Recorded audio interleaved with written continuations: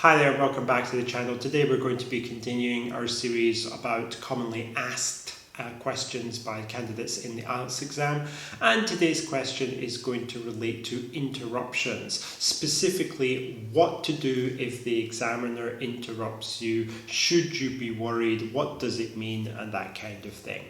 Well, let me just start by saying that interruptions are completely normal and are totally to be expected in this exam, especially in part 3 of the test.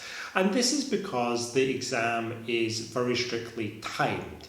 Candidates don't know this, but the job of the examiner is governed by his ability to control the time of the exam and ask the appropriate number of questions, etc., etc. It's not something that candidates need to know about in detail, but it's something that you need to understand in terms of thinking about interruptions, simply because the examiner will look at the clock and he will think, oh, it's coming up to that time, I need to get this done, I need to get that done, and therefore he will interrupt you for that reason.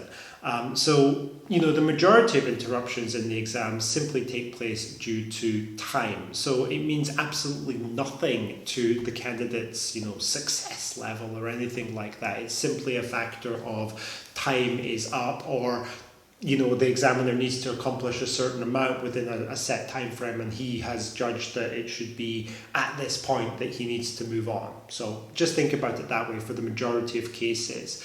However, there are other cases where interruptions could be caused by another factor. So for example, in part 3, if I've asked someone a question and I feel that they've answered the question to an adequate level and I want to move on to a new question, I might interrupt them there and just move them on. Or if I wanted to challenge them and basically say, oh, you said that, why do you think that? Give me a reason for that. This is a feature of part 3, is challenging the candidate, and interruptions are a necessary component of that, and again are to be expected. It doesn't mean positive or negative things for your score.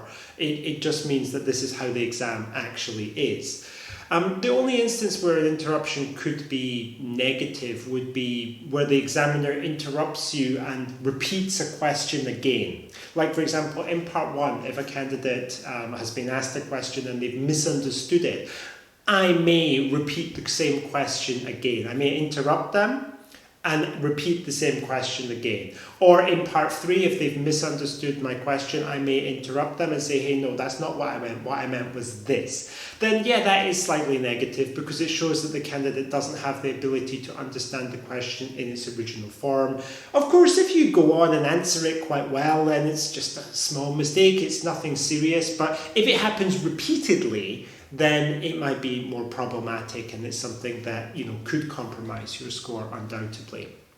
Anyway, my message from this is simply interruptions are a natural feature of the exam. They're something which is very much going to be expected, and it's not something to be alarmed about. If the examiner interrupts you in the middle of an answer, especially if it's in part 3, then that's fine. Just accept it and answer the next question that comes. If it's in part 2, it's probably got to do with the fact that the time is up, and that's just, what should happen according to the rules anyway. So interruptions are normal, nothing to worry about really, and you should just remain calm.